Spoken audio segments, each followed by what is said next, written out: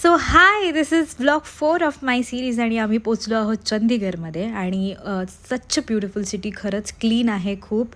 आणि शेत, scene, morning, sunset, sunrise खूपच ब्युटिफुल आहेत. सनराईज जरा लेटच होतो, पण हे सगळं दृश्य पाहिल्यावर तुम्ही तिथे हरवून जातात लिटरली. आय वंडर लग्नात ग्रीन कलरची साडी का नेसतात. It is so refreshing to your eyes आणि सगळं खूपच ब्युटिफुल असं दिसतं.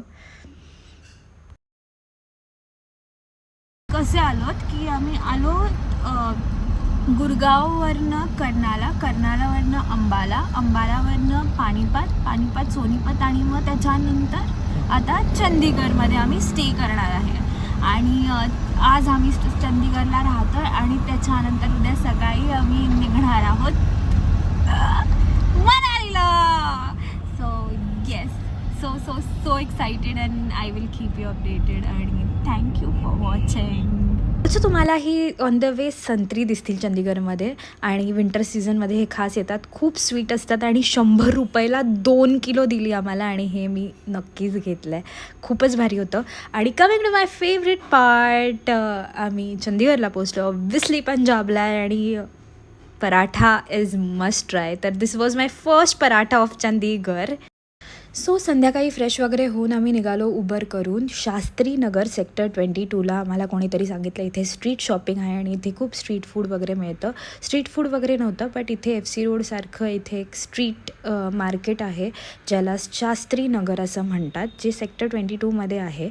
आणि सेम तुम्हाला FC रोडसारखेच कपडे वगैरे खूप स्वस्तात मिळतात. इट इज जस्ट लाईक आठवडाभर use and throw it, but खूप छान आहे.